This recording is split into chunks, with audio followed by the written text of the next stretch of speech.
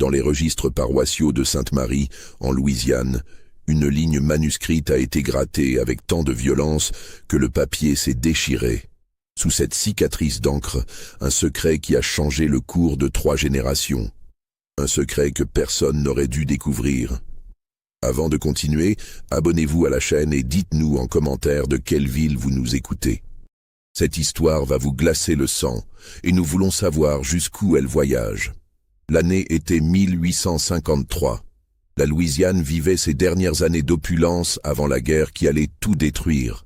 Les plantations de canne à sucre s'étendaient le long du fleuve Mississippi comme des royaumes indépendants, chacune avec ses propres lois, ses propres secrets, ses propres horreurs cachées derrière des façades de colonnes blanches et de magnolias en fleurs.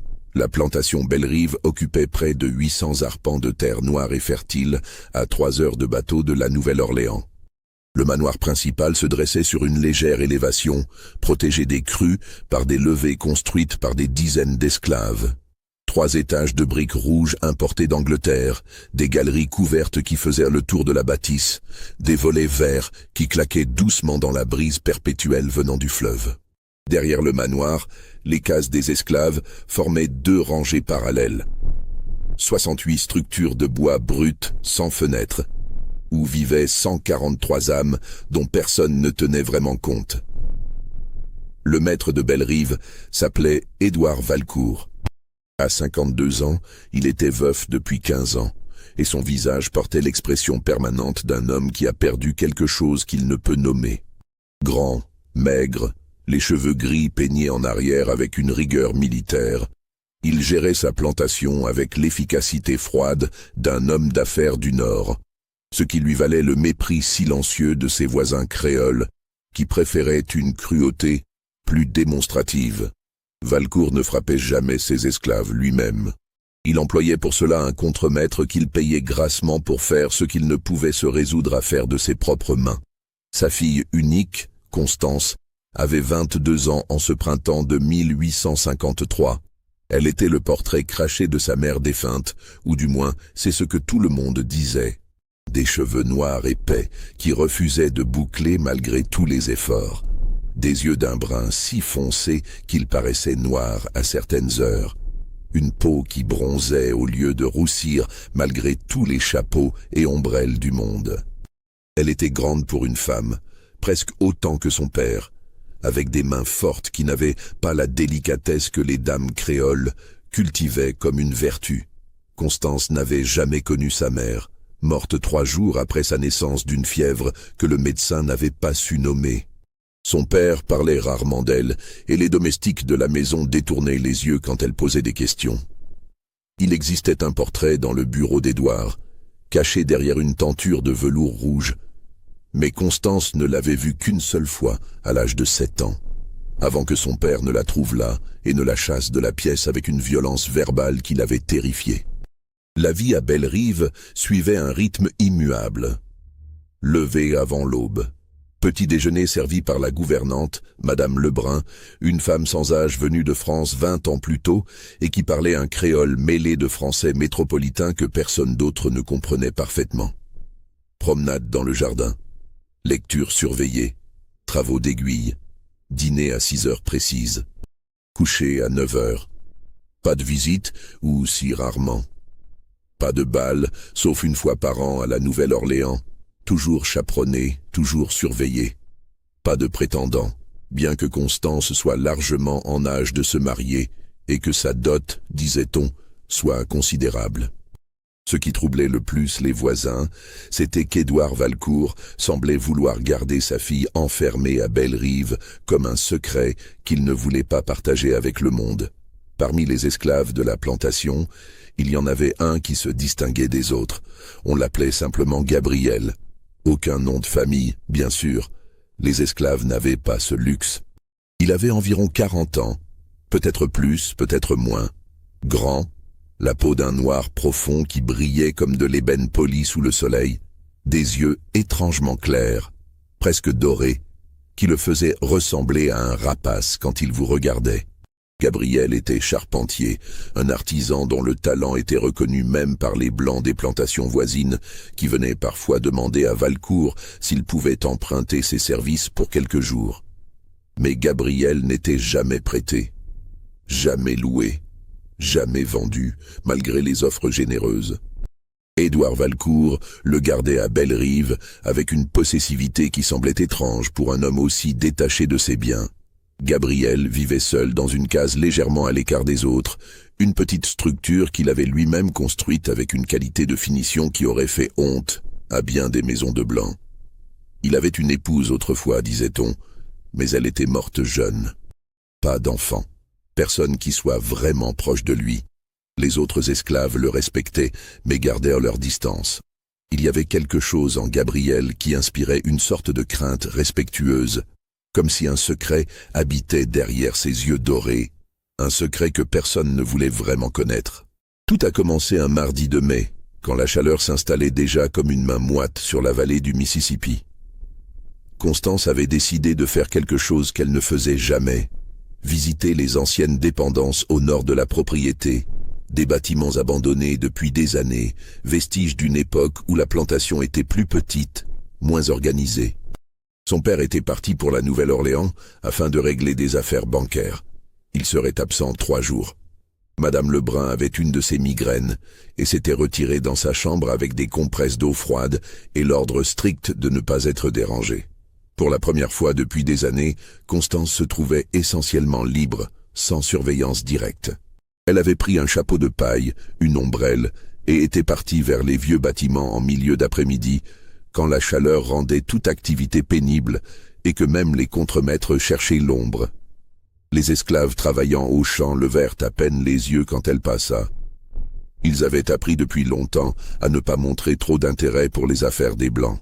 Les anciennes dépendances comprenaient une grange effondrée, une forge abandonnée, et une petite maison qui avait dû servir de résidence au premier propriétaire de ces terres, avant que le grand manoir ne soit construit. C'était cette maison qui intéressait Constance. Enfant, elle avait entendu des domestiques murmurer qu'elle contenait des documents anciens, des registres des premières années de la plantation. La porte était fermée par un simple loquet rouillé qui céda facilement.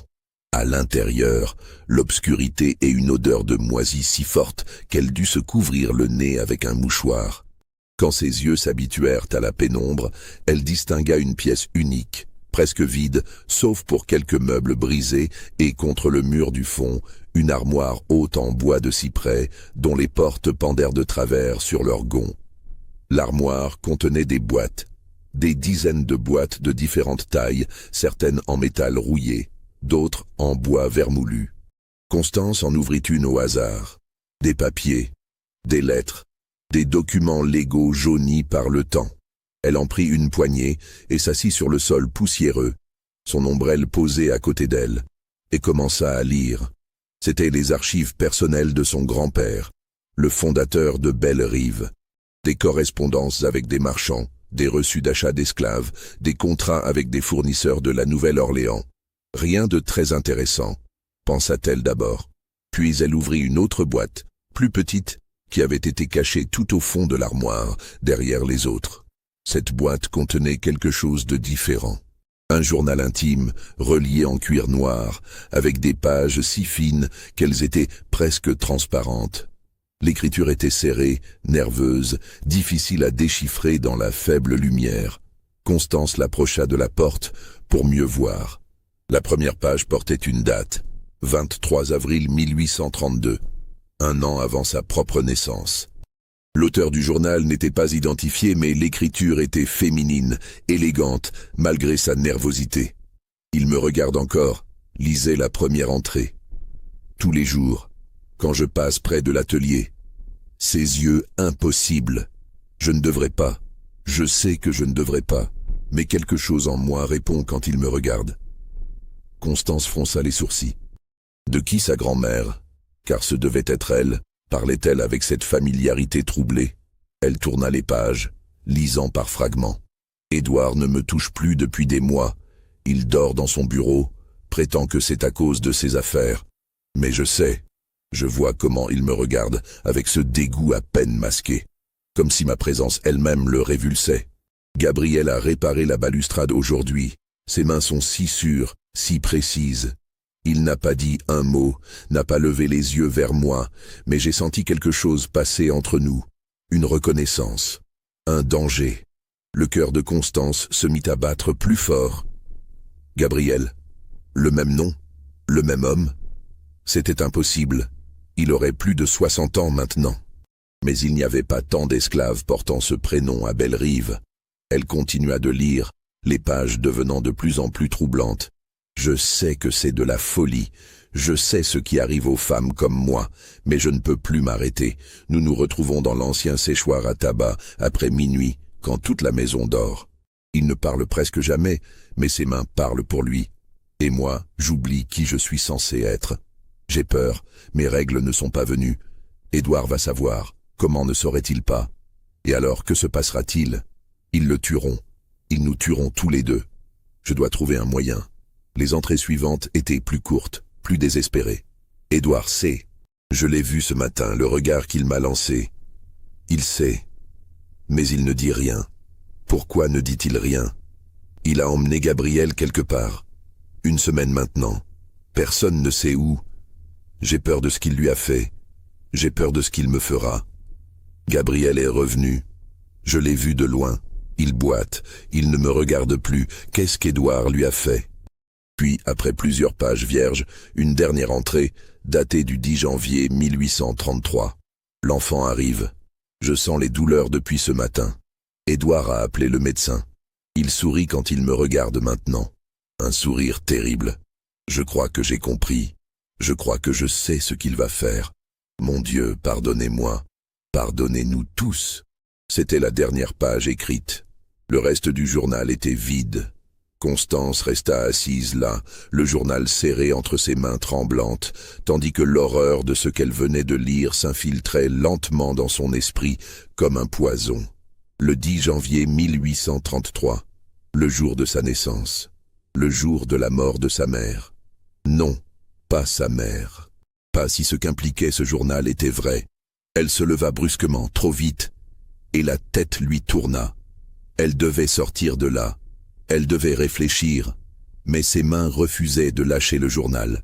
Elle le glissa sous son châle et sortit en titubant dans la lumière aveuglante de l'après-midi. Cette nuit-là, Constance ne dormit pas. Elle resta assise près de sa fenêtre, le journal caché sous son matelas, regardant les étoiles sans les voir vraiment. Son esprit tournait en cercle, essayant de comprendre, essayant de refuser ce qui semblait de plus en plus évident. Si le journal disait vrai, si cette femme, cette Blanche, dont le nom n'était jamais mentionné mais qui ne pouvait être que l'épouse de son père, si cette femme avait eu une liaison avec un esclave, et si elle était tombée enceinte, non, c'était impossible. Son père n'aurait jamais, il n'aurait jamais gardé un tel secret. Il n'aurait jamais élevé l'enfant d'un esclave comme sa propre fille. Ce serait de la folie. Ce serait... Mais alors, pourquoi la gardait-il si isolée? Pourquoi refusait-il qu'elle se marie? Pourquoi ce silence obstiné autour de sa mère morte? Au lever du jour, Constance prit une décision. Elle devait voir Gabriel. Elle devait lui parler. Si quelqu'un pouvait confirmer ou nier ce que le journal suggérait, c'était lui. Le problème, c'est qu'une jeune femme blanche ne pouvait pas simplement approcher un esclave pour une conversation privée. Les domestiques le remarqueraient. Les contremaîtres le rapporteraient. Son père, quand il reviendrait, l'apprendrait inévitablement. Elle devait être prudente. Elle attendit 3 jours, jusqu'au retour de son père. Édouard Valcourt revint de la Nouvelle-Orléans avec son humeur habituelle de mélancolie contrôlée.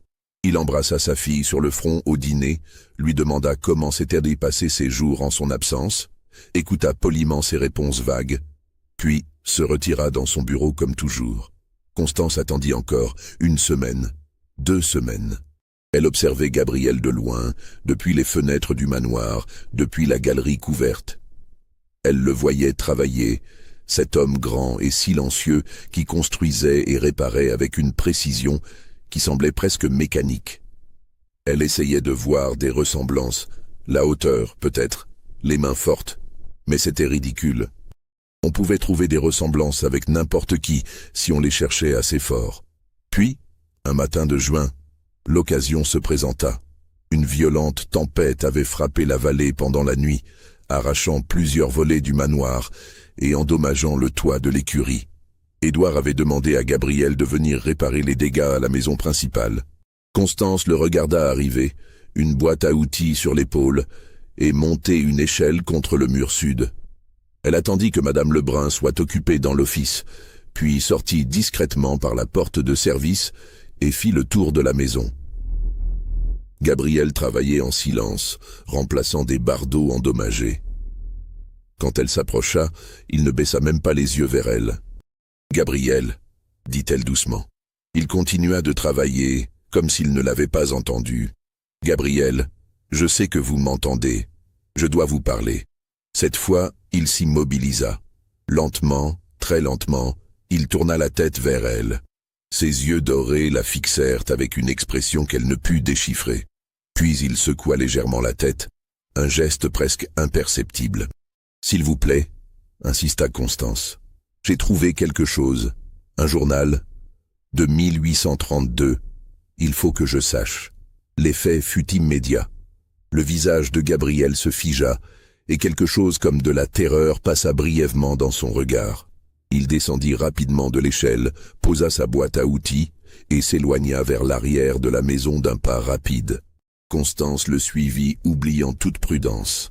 « Attendez, s'il vous plaît, je dois savoir la vérité. » Il s'arrêta près de l'ancien puits, hors de vue des fenêtres principales.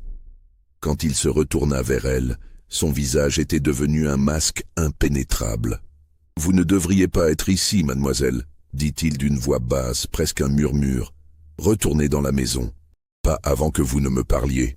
Le journal, la femme qui l'a écrit, mon père, vous. Je dois savoir ce qui s'est passé. » Un long silence. Gabriel regardait par-dessus l'épaule de Constance, vérifiant qu'ils étaient seuls. Puis, presque malgré lui, il parla. « Votre père est un homme dangereux, mademoiselle, plus dangereux que vous ne pouvez l'imaginer. Ce journal, brûlez-le. Oubliez que vous l'avez trouvé, pour votre propre sécurité. Dites-moi d'abord, était-elle ma mère ?» Gabriel ferma les yeux. Quand il les rouvrit, il y avait dedans une douleur si profonde que Constance sentit son propre cœur se serrer. Elle s'appelait Margot. Margot Duchesne. Elle venait d'une famille créole de Bâton Rouge. Votre père l'a épousée pour son argent, mais il ne l'a jamais aimée. Il ne pouvait pas. Il y avait quelque chose en lui de cassé, quelque chose qui ne pouvait pas aimer. Et vous? J'étais jeune. J'étais stupide. J'ai cru qu'un esclave et une dame blanche pouvaient... Je ne sais pas ce que j'ai cru. Elle était si seule. Et moi aussi. Alors c'est vrai,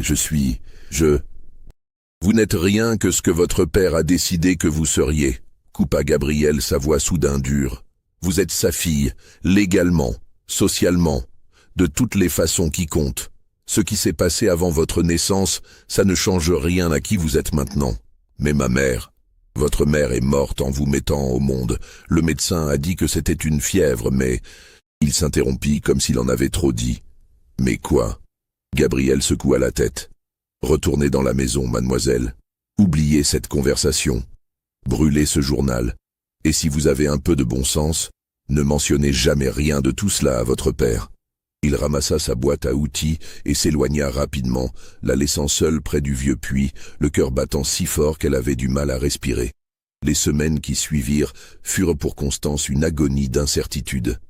Elle avait caché le journal dans un endroit qu'elle pensait sûr, sous une latte du plancher de sa chambre, mais chaque nuit elle se réveillait en sursaut, certaine que son père l'avait trouvé, qu'il savait qu'elle savait.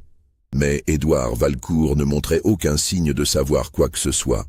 Il continuait sa routine habituelle, gérant la plantation avec son efficacité froide, dînant avec sa fille dans un silence presque total, se retirant ensuite dans son bureau où il restait enfermé jusqu'à des heures tardives. Constance commença à l'observer différemment. Elle cherchait des signes, des indices qui confirmeraient ou infirmeraient ce que le journal et Gabriel avaient révélé. La façon dont il la regardait parfois, avec une expression qu'elle n'arrivait pas à déchiffrer, était-ce de l'amour, du ressentiment, de la culpabilité? Elle commença aussi à faire des recherches discrètes. Madame Lebrun, la gouvernante, était à Bellerive depuis l'année de la mort de Margot. Elle devait savoir quelque chose. Un après-midi où son père était au champ, Constance trouva Madame Lebrun dans le salon, raccommodant des nappes. Elle s'assit près d'elle avec son propre ouvrage et, après quelques minutes de silence, demanda d'un ton qu'elle espérait désinvolte. « Madame Lebrun, vous souvenez-vous de ma mère ?» La gouvernante ne leva pas les yeux de son travail, mais ses mains s'immobilisèrent brièvement. « Bien sûr, mademoiselle. Une dame très belle, très triste aussi. »« Triste ? Pourquoi était-elle triste ? » « Oh, vous savez comment sont les mariages. Pas toujours heureux, surtout quand il n'y a pas d'amour au départ. Mon père ne l'aimait pas. » Cette fois, Madame Lebrun leva les yeux, et il y avait dans son regard quelque chose de prudent, presque d'effrayé. « Ce n'est pas à moi de parler de ces choses, mademoiselle. C'était il y a longtemps. Mais vous étiez là, vous avez dû voir ce qui se passait. » Un long silence. La gouvernante semblait lutter avec elle-même. Finalement, elle posa son ouvrage et regarda Constance directement dans les yeux. « Écoutez-moi bien, mademoiselle. Il y a des secrets dans cette maison qui sont mieux laissés enterrer. Votre mère est morte. Votre père est un homme difficile, mais il vous a élevé, il vous a protégé. Soyez reconnaissante pour cela et ne posez pas de questions sur le passé. Mais si le passé m'affecte, si je ne suis pas celle que je crois être. » L'expression de Madame Lebrun changea brusquement. Une peur évidente traversa son visage. « Qui vous a parlé? Qui vous a dit quelque chose? » ?»« Personne. J'ai trouvé des choses, des documents. » La gouvernante se leva si brusquement que son panier d'ouvrage tomba, répandant des bobines de fil sur le sol. « Alors détruisez-les, immédiatement, et n'en parlez à personne, surtout pas à votre père. Vous m'entendez? Surtout pas à lui. » Elle quitta la pièce presque en courant, laissant Constance pétrifiée. Cette réaction n'avait fait que confirmer ses pires soupçons. Cette nuit-là, Constance sortit le journal de sa cachette et le relut entièrement, cette fois en cherchant des détails qu'elle aurait pu manquer. Elle trouva quelque chose qu'elle n'avait pas remarqué la première fois. Dans une des dernières entrées, Margot avait écrit « Il a amené un homme de la Nouvelle-Orléans. » Un médecin, dit-il, mais je ne crois pas. Il y avait quelque chose de mauvais dans ses yeux. Ils ont parlé longtemps dans le bureau et quand le médecin est parti, il portait une sacoche qui tintait comme si elle était pleine de pièces. J'ai peur. J'ai si peur de ce qu'ils ont prévu. Un médecin payé en espèces. Avant la naissance. Avant la mort de Margot. Le lendemain matin, Constance prit une décision. Elle devait aller à la Nouvelle-Orléans. Elle devait trouver ce médecin s'il vivait encore, ou du moins des traces de lui. Elle devait savoir exactement ce qui était arrivé à sa mère ce jour de janvier. Mais comment? Son père ne l'emmènerait jamais en ville sans chaperon strict, et elle ne pouvait pas simplement partir seule.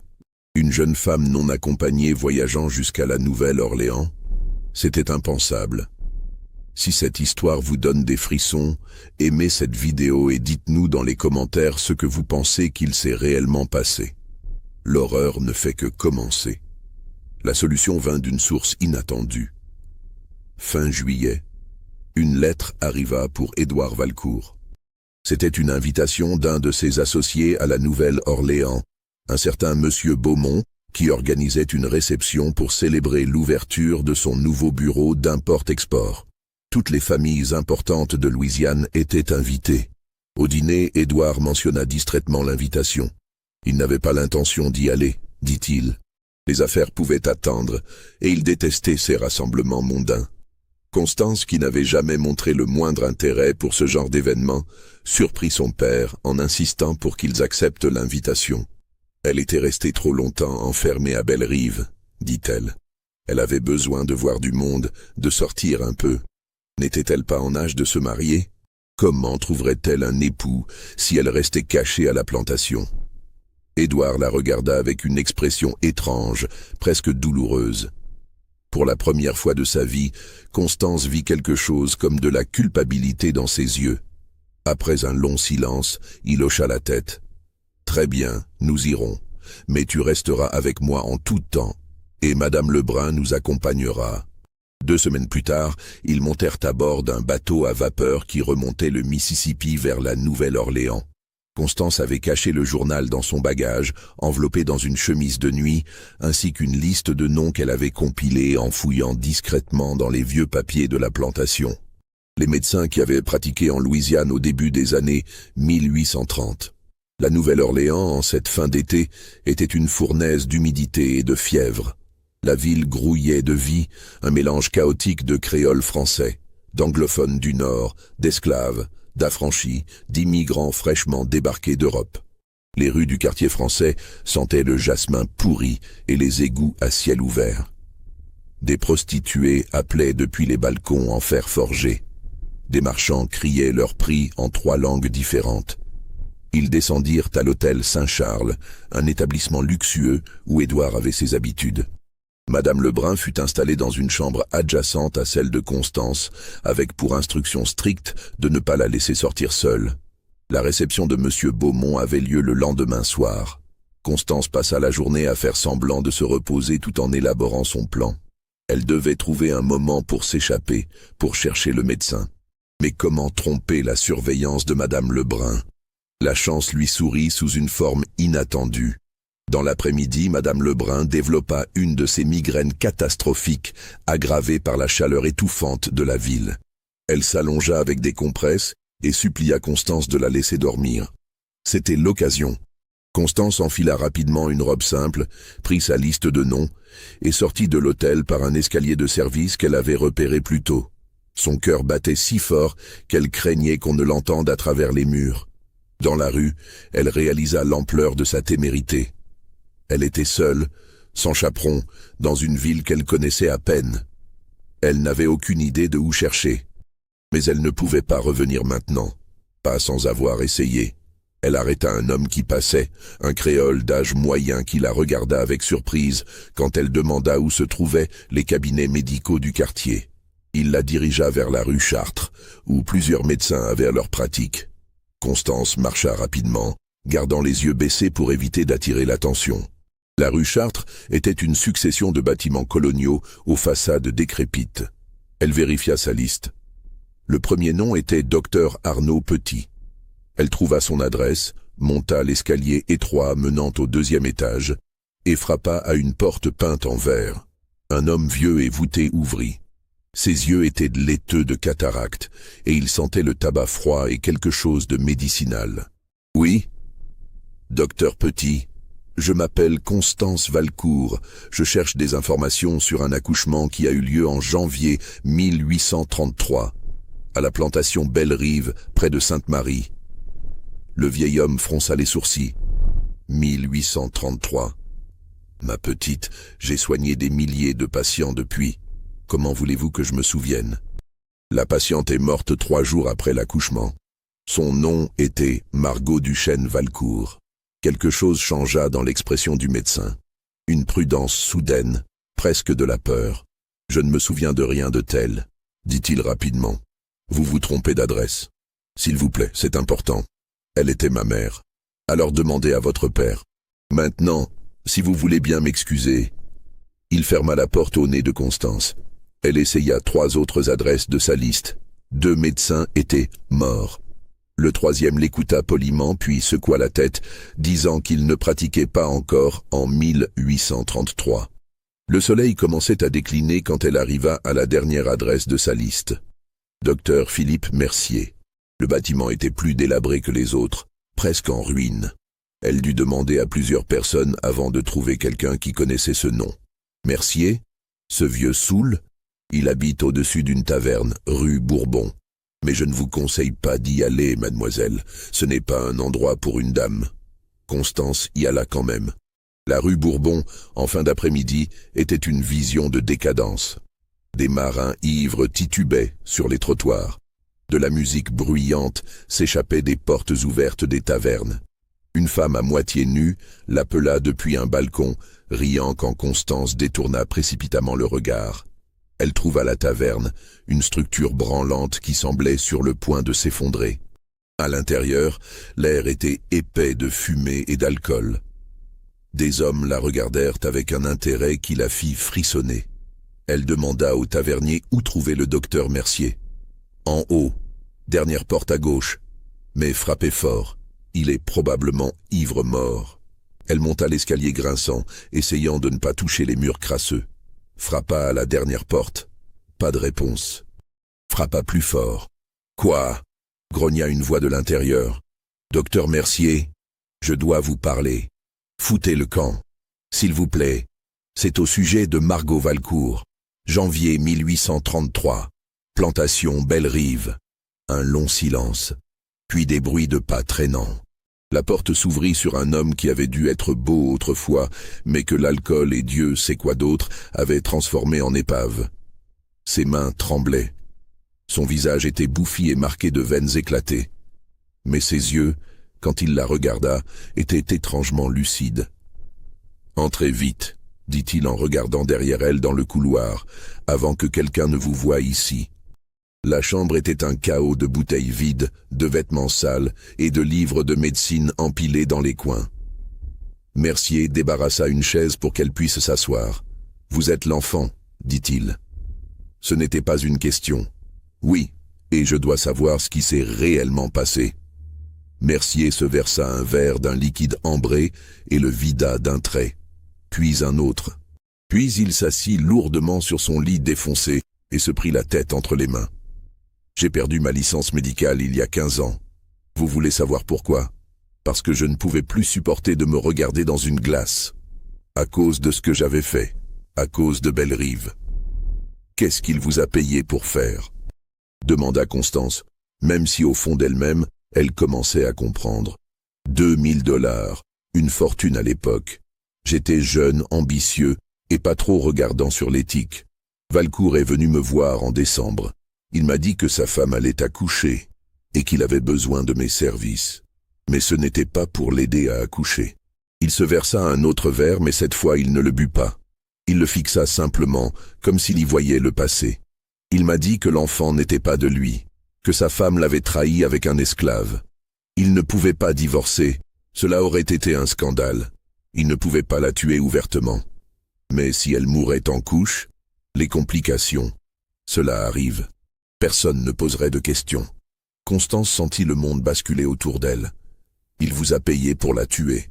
Pour laisser mourir plutôt, quelques gouttes d'un certain tincture dans son eau après l'accouchement. Cela ressemblait à une fièvre puerpérale. Personne ne pouvait prouver quoi que ce soit. J'ai fait mon rapport, j'ai pris mon argent, et je suis parti. Mais vous n'avez pas pu vivre avec. Non. Il rit amèrement. J'ai essayé, j'ai vraiment essayé, j'ai dépensé l'argent, j'ai ouvert un cabinet, j'ai fait semblant d'être un médecin respectable, mais chaque nuit, je la voyais, cette pauvre femme, à peine plus qu'une enfant elle-même, me suppliant de sauver son bébé. Elle savait, vous comprenez, elle savait ce que son mari préparait. Elle m'a supplié de la protéger, de protéger l'enfant. Et moi? Il se mit à pleurer. Ces larmes pathétiques d'un ivrogne qui s'apitoie sur son sort. Constance le regardait sans compassion. « Qu'est-il advenu de l'enfant » demanda-t-elle, même si elle connaissait déjà la réponse. Valcourt l'a gardé. C'est ce qui est le plus tordu dans toute cette histoire. Il aurait pu la faire disparaître, la vendre comme esclave, mais il l'a gardée. Il l'a élevée comme sa propre fille, légitimée par son nom. Pourquoi ?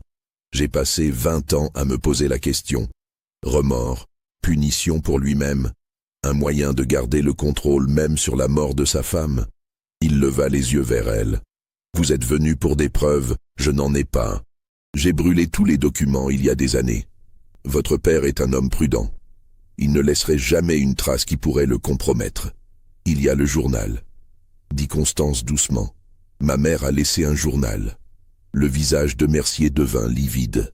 Alors vous êtes en danger, mademoiselle, un grand danger. Si votre père soupçonne que vous savez, si quelqu'un à la Nouvelle-Orléans lui rapporte que vous êtes venu me voir, il ne finit pas sa phrase. Mais ce n'était pas nécessaire. Constance se leva, sentant ses jambes trembler sous elle. Merci, docteur Mercier, pour votre honnêteté, même si elle vient tard. Elle sortit dans la rue Bourbon alors que la nuit tombait. Les lanternes s'allumaient une à une. La musique et les rires devenaient plus forts, plus désespérés. Elle marcha comme dans un rêve, ou plutôt un cauchemar, vers l'hôtel. Quand elle arriva, Madame Lebrun était hystérique. Elle avait découvert l'absence de Constance et était sur le point d'aller prévenir Édouard. Constance inventa une histoire improvisée sur une promenade dans le jardin de l'hôtel, sur le temps qui avait passé sans qu'elle s'en rende compte. La gouvernante ne sembla pas convaincue, mais n'insista pas. Cette nuit-là, à la réception de M. Beaumont, Constance dansa et sourit et fit la conversation comme si de rien n'était. Mais tout le temps, elle sentait les yeux de son père sur elle, observateur, calculateur, et elle se demandait s'il savait, s'il avait toujours su qu'un jour, elle découvrirait la vérité. Les semaines qui suivirent leur retour à Bellerive furent pour Constance une lente descente dans une détermination froide. Elle avait cessé de chercher des réponses. Elle les avait trouvées. Maintenant, elle devait décider quoi en faire. Son père avait tué sa mère, avait acheté un médecin pour commettre un meurtre, l'avait élevée, elle, l'enfant d'un esclave, comme sa propre fille, non par amour mais par quelque perversion de contrôle. Chaque repas qu'elle partageait avec lui, chaque conversation polie, chaque baiser sur le front était une mascarade bâtie sur un meurtre.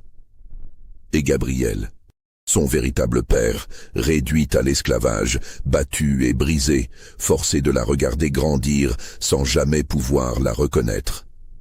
Condamné à construire et réparer les bâtiments de l'homme qui avait tué la femme qu'il aimait. Constance passa des heures à la fenêtre de sa chambre, regardant les esclaves travailler au champ sous le soleil brutal d'août.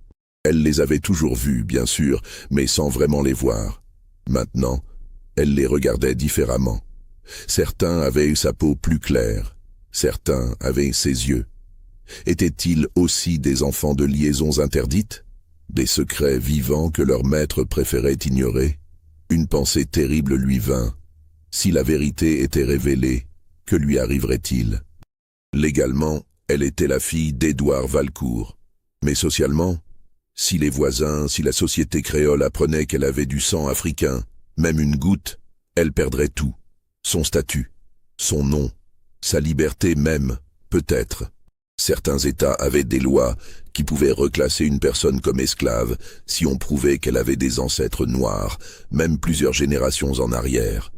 Était-ce pour cela que son père la gardait isolée? Pour la protéger, à sa façon tordue, ou pour se protéger lui-même du scandale? Fin août, Constance prit sa décision. Elle ne pouvait pas vivre ainsi. Elle ne pouvait pas continuer à faire semblant, à jouer le rôle de la fille obéissante d'un meurtrier. Elle devait agir. Mais comment? La justice légale était impossible. Qui croirait les accusations d'une fille contre son propre père? Et même si on la croyait, les preuves étaient maigres. Un journal qui pouvait être un faux, le témoignage d'un médecin alcoolique déshonoré. La parole d'un esclave, qui légalement ne valait rien contre celle d'un blanc. Non, si elle voulait de la justice, elle devrait la créer elle-même. Elle commença à planifier, discrètement, patiemment. Elle passa des semaines à observer les routines de la plantation, les allées et venues de son père, les moments où il était seul et vulnérable. Édouard Valcourt prenait chaque soir un cognac dans son bureau avant de se coucher. C'était un rituel immuable. Il versait lui-même son verre d'une carafe en cristal qu'il gardait dans un cabinet fermé à clé. Mais Constance savait où il cachait la clé. Elle l'avait vu, des années auparavant, la placer sous un livre dans une étagère. Le poison n'était pas difficile à obtenir. La plantation en avait des réserves pour tuer les rats qui infestaient les greniers à grains. De l'arsenic blanc, inodore, presque sans goût quand mélangé à de l'alcool fort. Quelques grains dans le cognac, et Édouard mourrait dans son sommeil, apparemment d'une crise cardiaque. Personne ne penserait à vérifier. Les hommes de son âge mouraient tout le temps. Mais était-ce ce qu'elle voulait? Une mort facile pour lui? Après ce qu'il avait fait? Elle passa des nuits sans sommeil à débattre avec elle-même. Tuer était un péché. Mais était-ce plus grand péché que de laisser un meurtrier impuni? Sa mère criait-elle justice depuis sa tombe? Puis, une autre idée lui vint. Plus complexe, plus risqué, mais qui offrirait quelque chose de plus satisfaisant qu'une simple mort. Un matin de septembre, Constance demanda à parler à son père dans son bureau. Il leva les yeux de ses registres, avec surprise. Elle ne venait presque jamais dans cette pièce. « Père, j'ai quelque chose d'important à discuter avec vous. »« Oui ?» Il posa sa plume, l'observant avec cette attention qui la mettait toujours mal à l'aise. « J'ai 22 ans. Vous n'avez jamais vraiment encouragé les prétendants, mais je pense qu'il est temps que je me marie. » Un long silence. L'expression d'Édouard était indéchiffrable. « Et qui as-tu en tête ?»« Personne de spécifique, mais j'aimerais passer plus de temps en société. À la Nouvelle-Orléans peut-être, rencontrer des gens de bonne famille. N'est-ce pas ce que les pères veulent pour leurs filles? Certains pères, oui. Mais pas vous. Je te protège, dit-il après une pause. Le monde extérieur est cruel, Constance, surtout pour les femmes. Ici, à Bellerive, tu es en sécurité. En sécurité de quoi? Cette fois, le silence se prolongea si longtemps qu'elle pensa qu'il ne répondrait pas. Puis il dit, d'une voix qu'elle ne lui avait jamais entendue, presque douce, de la vérité, de ce que les gens feraient s'ils savaient. Le cœur de Constance s'accéléra. Savez quoi? Édouard se leva et alla vers la fenêtre, lui tournant le dos. Tu es ma fille, légalement, aux yeux de Dieu et de la loi. Cela ne changera jamais, mais il y a des choses, des circonstances de ta naissance, qui seraient mal comprises, mal utilisées. Des ennemis pourraient s'en servir contre nous. Contre nous ou contre vous? Il se retourna brusquement. Ne joue pas à ce jeu avec moi, Constance. Je sais que tu as trouvé quelque chose. Le journal probablement. Et tu as posé des questions à la Nouvelle-Orléans. Oui, je sais. Tu crois que je ne fais pas surveiller mes propres affaires? Alors il savait. Il avait toujours su. Le soulagement et la terreur se mélangèrent en elle à parts égales. Si vous savez, alors vous savez que je connais la vérité. Vous avez tué ma mère. J'ai protégé ma famille, mon nom, ma réputation. Ta mère m'avait trahi de la façon la plus impardonnable. Elle méritait son sort. Et moi, qu'est-ce que je mérite? Tu es ici, n'est-ce pas? Vivante, bien nourrie, éduquée. J'aurais pu te vendre avec les autres esclaves quand tu es né. J'aurais pu te laisser mourir avec ta mère. Mais je ne l'ai pas fait. Je t'ai donné mon nom. Je t'ai élevé comme une blanche. Tu me dois tout. La rage qui monta en Constance à ces mots était si intense qu'elle en tremblait. Je ne vous dois rien. Rien qu'un meurtrier mérite. Prudence, ma fille. Sa voix était redevenue froide. Avant de parler trop fort, souviens-toi de qui tu es. Une métisse, une octoroon, pour utiliser le terme précis. Une goutte de sang noir, c'est tout ce qu'il faut dans cette société. Si je décide de te répudier publiquement, si je révèle ta vraie nature, que crois-tu qu'il va se passer? Tu perdras tout. Le nom Valcourt, cette maison, ta liberté. Tu finiras au champ avec les autres, ou pire, vendu à un bordel de la Nouvelle-Orléans. C'est ce que tu veux? C'était le moment qu'elle attendait. Elle força ses mains à cesser de trembler. Força sa voix à rester calme. Non. Ce que je veux, c'est une proposition. Il haussa un sourcil. Continue. Vous me donnez Gabriel. Vous lui accordez sa liberté. Vous nous donnez assez d'argent pour partir loin d'ici, peut-être vers le nord, peut-être vers le Canada. Et en échange, je disparais. Je ne parle jamais. Je n'écris jamais. Je n'existe plus pour vous, et vous n'existez plus pour moi. Édouard la regardait comme s'il la voyait pour la première fois. Puis il se mit à rire, un son froid et sans joie. Tu es vraiment ma fille, après tout. Cette ruse, cette capacité de négociation, j'ai bien fait de t'élever. Alors vous acceptez? Je vais y réfléchir. Il retourna à son bureau, reprit sa plume. Maintenant laisse-moi, j'ai du travail. Constance sortit, le cœur battant. Elle avait montré ses cartes. C'était risqué. Mais elle devait savoir s'il y avait une possibilité de solution pacifique avant de passer à des mesures plus drastiques.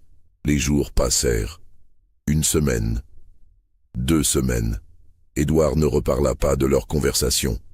Mais elle remarqua qu'il la regardait différemment, avec une sorte de respect prudent qu'il n'avait jamais montré avant. Puis, un matin d'octobre, il l'appela dans son bureau. « J'ai pris ma décision concernant ta proposition. »« Oui, non. » Le mot tomba comme une pierre. Constance sentit quelque chose se glacer en elle. « Gabriel, reste ici, » continua Édouard. « Tu restes ici. Les choses continuent comme elles ont toujours été. C'est mieux pour tout le monde. » « Mieux pour vous, vous voulez dire ? Mieux pour toi aussi, même si tu es trop jeune et stupide pour le comprendre. Le monde extérieur te dévorerait vivante. Ici, tu as une place, un rôle. Tu es la maîtresse de Bellerive. Après ma mort, tout cela t'appartiendra. C'est plus que ce qu'aucune femme de ta situation pourrait espérer. Et Gabriel est mon bien, mon propriété. Je fais ce que je veux avec ce qui m'appartient. » C'était tout ce que Constance avait besoin d'entendre. Son dernier doute, son dernier espoir d'une résolution pacifique s'évapora. Elle hocha simplement la tête et quitta le bureau. Cette nuit-là, elle mit en œuvre son plan. L'arsenic était caché dans un sachet sous son matelas depuis des semaines. Elle le sortit après le dîner, attendit que la maison soit silencieuse, puis descendit silencieusement au bureau de son père. La clé du cabinet était là où elle l'avait vu la placer. Elle ouvrit le cabinet, versa 3 doses mortelles d'arsenic dans la carafe de cognac, referma tout soigneusement et remonta dans sa chambre. Son père était un homme de routine. Il prendrait son cognac ce soir, comme tous les soirs. D'ici demain matin, il serait mort. Mais Constance ne dormit pas. Elle resta éveillée, écoutant les bruits de la maison. Vers 11 heures, elle entendit son père monter l'escalier vers sa chambre. Ses pas lourds dans le couloir, la porte qui se fermait. Elle attendit. Minuit, 1 heure, 2 heures, rien. Pas de cri, pas de chute. Le silence. Avait-elle mis assez de poison ? Peut-être prenait-il plus de temps à agir qu'elle ne pensait. Elle continua d'attendre, les nerfs à vif. L'aube commençait à pointer quand elle entendit enfin quelque chose. Mais ce n'était pas ce qu'elle attendait. C'était la cloche d'alarme de la plantation, celle qu'on sonnait en cas d'incendie ou d'urgence. Des cris montaient de l'extérieur. Des pas précipités dans la maison. Constance se leva, enfila une robe de chambre et sortit dans le couloir. Madame Lebrun était là, le visage blême. « Mademoiselle, restez dans votre chambre. Il y a eu un incident. » Quel genre d'incident ? Un des esclaves, Gabriel. Il est mort cette nuit. On l'a trouvé ce matin dans sa case. Le monde bascula. Constance dut s'appuyer contre le mur pour ne pas tomber. Comment ? On ne sait pas encore. Mais votre père veut voir le corps. Il est furieux. Gabriel. Mort. Mais comment ? Elle n'avait empoisonné que le cognac de son père. Sauf si une pensée horrible lui vint. Édouard avait-il su ? Avait-il deviné son plan ? Avait-il échangé les carafes, donnant le cognac empoisonné à Gabriel au lieu de le boire lui-même ? Elle descendit en courant, oubliant toute prudence. Dehors, un attroupement s'était formé près de la case de Gabriel. Les esclaves murmuraient entre eux, certains pleuraient. Les contremaîtres essayaient de les disperser. Édouard était là, debout près du corps étendu sur une planche. Quand il vit Constance, son visage se durcit. « Retourne dans la maison. Ce n'est pas un spectacle pour toi. Comment est-il mort ? Empoisonnement, semble-t-il. Probablement du poison à rat. Il l'a peut-être mangé par accident. Ou peut-être. » Il laissa la phrase en suspens, la regardant de manière significative.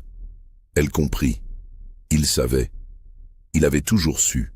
Il l'avait laissé préparer son poison, l'avait laissé penser qu'elle réussirait, puis avait tout retourné contre elle. Gabriel était mort, et elle était la responsable, même si personne d'autre ne le saurait jamais. C'était sa vengeance, sa punition, plus cruelle que n'importe quelle violence physique. Elle avait tué son propre père en essayant de tuer son tortionnaire.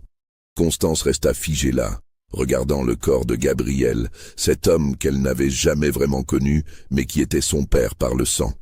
Sa dernière chance de connexion avec sa vraie identité gisait morte à cause de sa propre main. Retourne dans la maison. La voix d'Édouard était de glace. Elle obéit, marchant comme une automate. Dans sa chambre, elle s'effondra sur son lit et pleura pour la première fois depuis des semaines. Non seulement de chagrin, mais de rage impuissante. Il avait gagné, encore une fois. Les jours qui suivirent passèrent dans un brouillard. Gabriel fut enterré dans le cimetière des esclaves. Une tombe sans nom parmi des dizaines d'autres. Personne ne posa de questions. La mort d'un esclave était à peine remarquée dans le grand schéma des choses. Édouard ne mentionna jamais l'incident. Il continuait sa routine comme si de rien n'était. Mais Constance voyait la satisfaction dans ses yeux chaque fois qu'il la regardait. Il l'avait brisée, et ils le savaient tous les deux. Pendant des semaines, Constance vécut dans un état de désespoir paralysant. Elle avait tout perdu. Sa mère, assassinée. Son père biologique, tué par sa propre main. Et elle-même, prisonnière dans cette maison avec un monstre qui prenait plaisir à son tourment. Mais lentement, très lentement, le désespoir se transforma en quelque chose d'autre. Une détermination froide.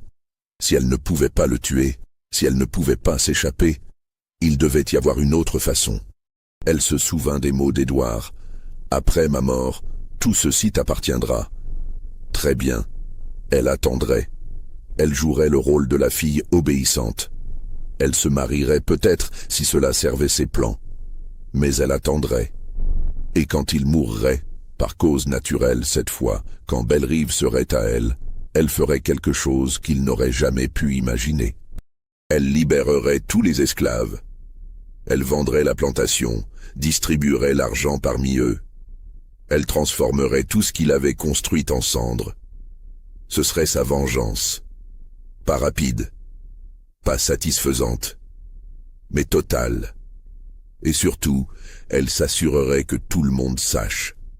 Elle écrirait l'histoire complète, le journal de sa mère, le témoignage du docteur Mercier, sa propre histoire. Elle la ferait publier dans tous les journaux du Sud. Elle détruirait le nom Valcourt si complètement que personne ne se souviendrait d'Édouard Valcourt autrement que comme un meurtrier et un monstre. C'était un plan à long terme. Cela pourrait prendre des années. Mais elle avait de la patience maintenant. Elle avait appris. Les années passèrent. La guerre arriva, celle qu'on appellerait plus tard la guerre de sécession. Bellerive survécut, plus par chance que par mérite. Édouard vieillit, son corps trahissant lentement ce que son esprit refusait d'admettre. Constance resta, apparemment soumise, attendant. En 1868, 15 ans après cette nuit terrible où elle avait découvert la vérité, Édouard Valcourt mourut dans son sommeil. Mort naturelle, dit le médecin. Son cœur avait simplement cessé de battre. Il avait 67 ans.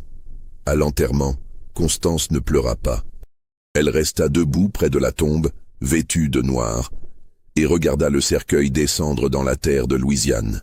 Quand le dernier pelleté de terre fut jeté, elle rentra à Bellerive et commença à mettre en œuvre son plan. La première chose qu'elle fit fut d'appeler tous les esclaves qui restaient, environ 80, maintenant que la guerre avait libéré beaucoup d'autres. Elle leur dit qu'ils étaient libres, pas légalement seulement car la loi le disait déjà, mais véritablement libres. Elle leur offrit des salaires pour rester et travailler s'ils le souhaitaient, ou de l'argent pour partir et commencer une nouvelle vie ailleurs. Beaucoup partirent, certains restèrent. Ceux qui restèrent furent surpris de découvrir que leur nouvelle patronne les traitait non comme des serviteurs, mais comme des employés, avec respect et dignité. La deuxième chose qu'elle fit fut d'écrire. Elle passa des mois à compiler tout ce qu'elle savait, tout ce qu'elle avait découvert, en un manuscrit détaillé. Elle n'utilisa pas son vrai nom. Elle le publia sous un pseudonyme, par une fille de l'ombre. Le livre fut publié en 1869 par une petite maison d'édition de Boston qui se spécialisait dans les récits abolitionnistes. Il ne devint jamais un best-seller, mais il fut lu. Il circula parmi les cercles progressistes du Nord. Quelques journaux en parlèrent. Et même si personne ne put jamais prouver que l'histoire était vraie, Même si les noms avaient été changés et les lieux gardés vagues, ceux qui connaissaient Édouard Valcourt reconnurent les détails. La rumeur se répandit. Le nom Valcourt devint synonyme de honte dans certains cercles. Ce n'était pas la vengeance éclatante que Constance avait parfois imaginée dans ses moments de rage. Mais c'était quelque chose. C'était une voix pour sa mère, morte en silence. Pour Gabriel, mort par sa propre main maladroite. Pour tous les esclaves qui avaient souffert à Bellerive et dans des milliers d'endroits similaires. Constance ne se maria jamais.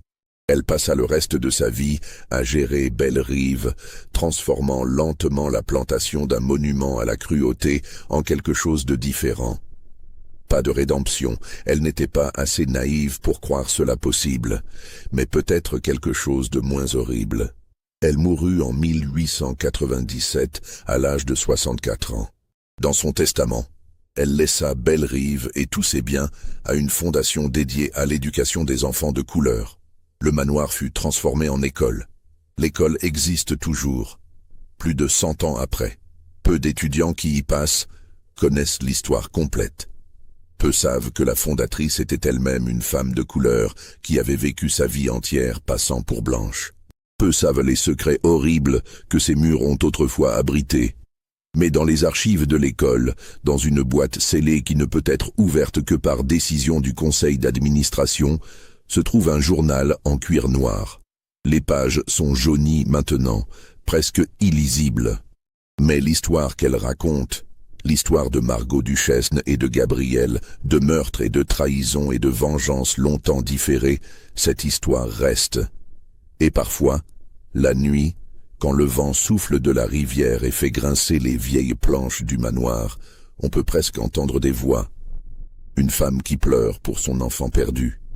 Un homme qui martèle le bois avec la précision d'un artisan. Une jeune fille qui demande des réponses à des questions que personne ne veut entendre. Mais ce ne sont que des histoires, bien sûr. Des fantômes du passé qui n'existent que dans l'imagination. La vérité est bien plus terre à terre, bien plus humaine, bien plus horrible pour sa banalité même. Bellerive était une plantation parmi des centaines. Édouard Valcourt était un homme parmi des milliers qui ont fait des choses terribles et qui sont morts dans leur lit. Margot Duchesne était une femme parmi des millions qui ont été trahis et tués par ceux qui prétendaient les aimer. Gabriel était un homme parmi des millions d'autres réduits en esclavage, qui ont vécu et sont morts sans que leur histoire ne soit jamais racontée. Ce qui rend cette histoire différente, ce qui la rend digne d'être racontée, c'est Constance. Constance qui a découvert la vérité, qui a cherché la vengeance, qui a échoué terriblement, tragiquement, mais qui, à la fin, a trouvé un autre chemin. Pas la rédemption, mais quelque chose de plus petit et peut-être plus honnête. La reconnaissance, la documentation, le refus d'oublier. Les registres paroissiaux de Sainte-Marie gardent encore cette ligne grattée, cette cicatrice d'encre où le nom de Margot Duchesne aurait dû être enregistré avec honneur mais ne l'a jamais été. Les documents de Bellerive, maintenant conservés aux archives de Louisiane, montrent les transactions commerciales, les ventes d'esclaves, les profits et les pertes, mais jamais les crimes. L'histoire officielle dit qu'Édouard Valcourt était un planteur prospère, un pilier de la communauté, un père dévoué qui a élevé seul sa fille après la mort tragique de sa femme. L'histoire officielle ment. Mais l'autre histoire, celle écrite par une fille de l'ombre, celle qui dort dans une boîte scellée dans les archives d'une école, celle-là dit la vérité, ou du moins une vérité. Car même Constance ne pouvait pas tout savoir. Elle n'était pas là quand sa mère est morte. Elle n'a jamais su ce que son père avait fait à Gabriel cette semaine où il avait disparu, ce qu'il avait brisé assez pour qu'il cesse de lutter. Certains secrets sont enterrés si profondément qu'ils ne peuvent jamais être complètement déterrés. Mais cela ne signifie pas que nous devons arrêter de creuser. Alors, croyez-vous que tout a été révélé? Pensez-vous que justice a été rendue d'une certaine façon? Ou certains crimes sont-ils trop grands pour être vraiment punis? Dites-nous dans les commentaires ce que vous en pensez. Abonnez-vous à la chaîne pour plus d'histoires sombres tirées de l'histoire oubliée. et partagez cette vidéo avec ceux qui aiment les mystères qui glacent le sang et qui, peut-être, pourraient être vrais. Parce que le plus effrayant dans cette histoire, c'est qu'elle aurait pu se passer exactement comme je vous l'ai raconté, dans une plantation de Louisiane, dans un manoir avec des colonnes blanches et des magnolias, dans un monde où les gens étaient propriétés et où les secrets de chambre étaient plus précieux que des vies humaines. Cela s'est peut-être passé, ou quelque chose de très similaire. Encore et encore et encore. Et c'est ce qui devrait vraiment nous terrifier.